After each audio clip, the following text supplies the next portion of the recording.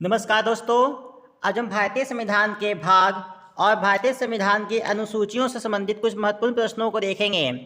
संविधान के इस टॉपिक से एग्जाम में हमेशा से प्रश्न आते रहे हैं और भविष्य में ये प्रश्न आएंगे। तो चलिए वीडियो को शुरू करते हैं। नागरिकता का वर्णन भारतीय संविधान के किस भाग में है? नागरिकता का वर्णन भारतीय संविधान के भाग 2 में है। नीति निर्देशक तत्व का वर्णन भारतीय संविधान के किस भाग में है? नीति निर्देश तत्व का वर्णन भारतीय संविधान के भाग 4 में है। आगे बढ़ने से पहले आप ये बात समझ लीजिए कि भारतीय संविधान को 22 भागों में बांटा गया है। मतलब भारतीय संविधान में 22 भाग हैं, ठीक है। और वर्तमान में भारतीय संविधान में 12 अनुसूचियां हैं। 22 भाग हैं और 12 अनुसूचियां हैं, ठीक है। जब भारत का संविधान बना था उस समय भारतीय संविधान में 8 अनुसूचियां थी, लेकिन बाद में विभिन्न संविधान संशोधन के दौरान अनुसूचियों की संख्या बढ़ती गई और वर्तमान में ये अनुसूचियों की संख्या 12 हो गया है, ठीक है। तो वर्तमान में भारतीय संविधान की अनुसूचियों की संख्या 12 है और भारत के संविधान में 22 भाग हैं। मौलिक अधिकार का वर्णन भारतीय संविधान के किस भाग में है? मौलिक अधिकार का वर्णन भारतीय संविधान के भाग 3 में है। मूल कर्तव्य का वर्णन भारतीय संविधान के किस भाग में है? मूल कर्तव्य या मौलिक कर्तव्य का वर्णन भारतीय संविधान के भाग 4 के का में है। 4 के का में या 4 के ए में। आपातकालीन उपबंध का वर्णन भारतीय संविधान के किस भाग में है? आपातकालीन उपबंध का वर्णन भारतीय संविधान के भाग 18 में है। भाग 18 में। संविधान संशोधन का वर्णन भारतीय संविधान के किस भाग में है? संविधान संशोधन का वर्णन भारतीय संविधान के भाग 20 में है। पंचायत से संबंधित नियम भारतीय संविधान के किस भाग में है? पंचायत से संबंधित नियम भाग 9 में है। भाग 9 में। नगर पालिकाएं से संबंधित नियम भारतीय संविधान के किस भाग में है? नगर पालिकाओं का वर्णन भारतीय संविधान के भाग 9 के का में है। 9 में पंचायत, 9 के का में नगर पालिका। भारतीय संघ और उसका राज्य क्षेत्र का वर्णन संविधान के किस भाग में है? भारतीय संघ और उनका राज्य क्षेत्र का वर्णन भाग 1 में है। देखिए ऑप्शन में नहीं है, भाग 1 में है। संघ राज्य संबंध का वर्णन भारतीय संविधान के किस भाग में है? संघ राज्य संबंध का वर्णन भारतीय संविधान के भाग 11 में है। देखिए आगे बढ़ने के पहले समझ लीजिए कि भारत के संविधान में 22 भाग है, जिसमें से एक जो मुख्य क्वेश्चन आता है वो आता है भाग 1 से, जिसमें भारत संघ और उनका राज्य क्षेत्र के बारे में बताया गया है। भाग 2 में नागरिकता है, सिटीजनशिप। भाग 3 में मौलिक अधिकार है। भाग 4 में नीति निर्देशक तत्व है। भाग 4 के क में मूल कर्तव्य है। भाग 5 में संघ है। भाग 6 में राज्य है। 7वां को भी निष्कासित कर दिया गया है। 8 में संघ राज्य क्षेत्र है। भाग 9 में पंचायत है। भाग 9 के क में नगर पालिका है। 10 में अनुसूची और जनजाति क्षेत्र है। 11 में संघ राज्य संबंध है। 12 में वित्त, संविदाएं और संपत्तिवाद है। 13 में भारत के राज्य क्षेत्र के भीतर व्यापार, वाणिज्य व समागम का बात कहा गया है। 14 में संघ और राज्यों के अधीन सेवाएं हैं, जैसे यूपीएससी, बीपीएससी सब होता है, वो है। भाग 15 में निर्वाचन है। भाग 17 में राजभाषा है। 18 में आपात उपबंध है। 20 में संविधान संशोधन है।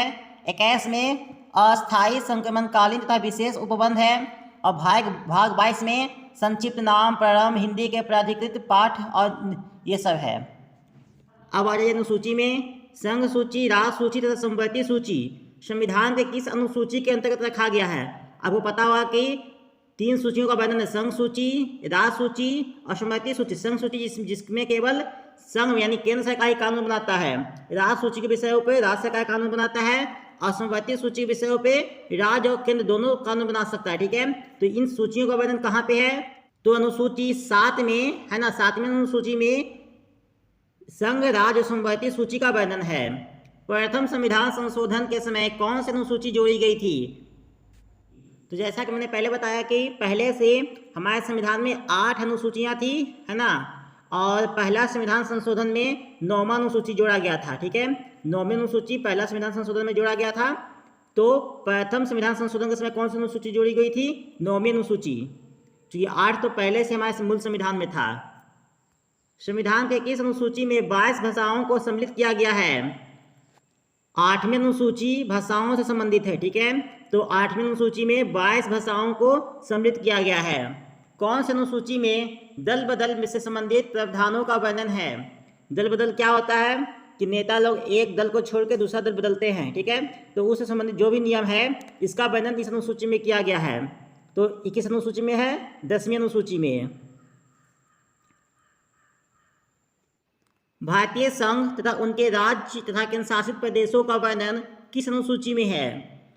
तो देखिए, भारतीय संघ जो है, संघ, राज्य और इनका जो क्षेत्र है, इसका वर्णन अनुच्छेद 1 में है, भाग 1 में है और पहले अनुसूची में है। मतलब अनुच्छेद भी 1, अनुसूची भी 1 और भाग भी 1, ठीक है। जहाँ पे भारत का क्षेत्र, भारत का राज्य से संबंधित कोई भी क्वेश्चन आ जाए, है ना, संघ, राज्य, केंद्र शासित प्रदेश, उनका क्षेत्र, इस तरह के जहाँ भी क्वेश्चन आ जाए तो वहाँ पे चाहे तो भाग हो, भाग भी 1 होगा, अनुसूची भी 1 होगा और अनुच्छेद भी 1 होगा। तो पहली अनुसूची में किन अनुसूची के अंतर्गत रखे गए विषयों को न्यायालय में चुनौती नहीं दी जा सकती है? तो देखिए, 9वीं अनुसूची ऐसा अनुसूची बनाया गया था, है ना, प्रथम संविधान संशोधन में, कि इसमें कहा गया था कि इसमें किसी विषय को रख दिया जाए तो फिर उसको न्यायालय में नहीं ले जाया जा सकता है, ठीक है। अगर कोई भी हम लोग कुछ बदलाव करते हैं संविधान में और उसको 9वीं अनुसूची में रख देते हैं तो फिर उसको न्यायालय में चुनौती नहीं दिया जा सकता है। ऐसा इस अनुसूची में कहा गया था। किस अनुसूची में राष्ट्रपति, राज्यपाल, लोकसभा अध्यक्ष जैसे प्रमुख पदाधिकारियों के वेतन, भत्ते और पेंशन का वर्णन है? तो राष्ट्रपति, राज्यपाल, इन जो प्रमुख अधिकारी हैं उनके वेतन और भत्ते का वर्णन 2वीं अनुसूची में है। राष्ट्रपति, उपराष्ट्रपति, सर्वोच्च न्यायालय के न्यायाधीश द्वारा लिए जाने वाले शपथ का उल्लेख किस अनुसूची में है?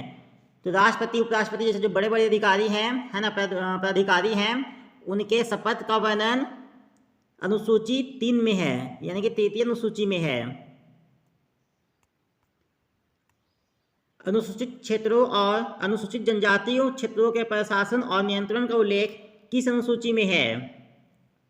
5वीं अनुसूची में अनुसूचित क्षेत्रों और अनुसूचित जनजाति का जो प्रशासन है उसका उल्लेख किया गया है। मिजोरम, त्रिपुरा, असम, मेघालय राज्यों के जनजातीय क्षेत्रों के प्रशासन से के संबंध में प्रावधान किस अनुसूची में है? तो देखिए, बाकी राज्यों का जो अनुसूचित जाति क्षेत्र है ना, अनुसूचित क्षेत्र जो है उसका वर्णन 5वीं अनुसूची में है। लेकिन ये जो 4 राज्य है, मिजोरम, त्रिपुरा, असम और मेघालय, इस 4 राज्य से संबंधित अनुसूची है वो है 6वीं अनुसूची। तो इसमें कन्फ्यूज होने का बात नहीं है। देखिए, जो बाकी इन 4 राज्य को छोड़ के जो भी अलग अलग राज्यों में जो इस तरह के क्षेत्र हैं वो सब है अनुसूची 5 के अंतर्गत। और ये 4 जो राज्य है, मिजोरम, त्रिपुरा, असम और मेघालय, इनका जो क्षेत्र है वो आता है 6वीं अनुसूची के अंतर्गत। तो दोस्तों, क्वेश्चन इसमें यहीं तक था। हम एक बार फिर से देख लेते हैं कि जो 12 अनुसूची है उसमें क्या क्या कहा गया है। तो पहले अनुसूची में क्या है? भारत का जो संघ है, राज्य है, संघ राज्य क्षेत्र है ना, केंद्र शासित प्रदेश उसका वर्णन, भारत का जो जितना जमीन है उसका वर्णन, भारत के राज्यों का वर्णन है, ठीक है। 2वीं अनुसूची में क्या है? जो हमारे बड़े बड़े पदाधिकारी हैं, राष्ट्रपति हैं, राज्यपाल हैं, तो इन लोगों का जो वेतन, भत्ता, पेंशन होता है, इसका वर्णन अनुसूची 2 में है। इसके बाद जो बड़े बड़े पदाधिकारी हैं, राष्ट्रपति, उपराष्ट्रपति, सर्वोच्च न्यायालय के न्यायाधीश, इनका जो शपथ होता है इसका वर्णन अनुसूची 3 में है। अनुसूची 4 में जो राज्य और संघीय क्षेत्र की राज्यसभा में प्रतिनिधि का जो विवरण है उसका वर्णन इसमें है, अनुसूची 4 में। अनुसूची 5 में जितने भी अनुसूचित क्षेत्र हैं, है ना, जो जनजातीय क्षेत्र हैं, उनका वर्णन अनुसूची 5 में है। और 4 राज्यों का जो वर्णन है, कौन कौन 4 राज्य? मिजोरम, त्रिपुरा, असम और मेघालय, इस 4 राज्य का वर्णन अनुसूची 6 में है। 7वीं अनुसूची में 3 सूचियों का वर्णन है, संघ सूची, राज्य सूची और समवर्ती सूची। 8वीं अनुसूची में 22 भाषाओं का वर्णन है। 9वीं अनुसूची प्रथम संविधान संशोधन के समय जोड़ी गई थी और एक ऐसा अनुसूची है कि जिसमें कोई भी विषय को रख दिया जाए तो उसमें फिर उस विषय को हम लोग न्यायालय में चुनौती नहीं दे सकते हैं। 10वीं अनुसूची दल बदल कानून से जुड़ा है ना, दल बदल से संबंधित जो भी प्रावधान है उससे संबंधित है कि कोई भी राजनेता है, एक पार्टी को छोड़कर दूसरी पार्टी में जाता है तो उस पर कौन सा नियम लागू होगा। 11वीं अनुसूची में पंचायती संस्थाओं को संवैधानिक मान्यता प्राप्त दिया गया था। और 12वीं अनुसूची में जो शहरी क्षेत्र का जो स्थानीय स्वशासन बॉडी है ना, संस्थान है, उनको संवैधानिक मान्यता दिया गया था। मतलब कि 11वां में ग्रामीण क्षेत्रों का जो बॉडी है ना, संस्था है, उसको दिया गया था। और ब्राह्मा में जो शहरी क्षेत्रों का स्थानीय स्वशासन संस्था है उसको संवैधानिक मान्यता दिया गया था। तो दोस्तों इस वीडियो में ही तो दोस्तों उम्मीद है वीडियो आपको अच्छा लगा होगा। अगर वीडियो अच्छा लगा तो वीडियो को लाइक करें, हमारे चैनल स्टडी विद नौकरी वाला को सब्सक्राइब करें, साथ ही बेल आइकन को दबा दें। वीडियो देखने के लिए आपका धन्यवाद।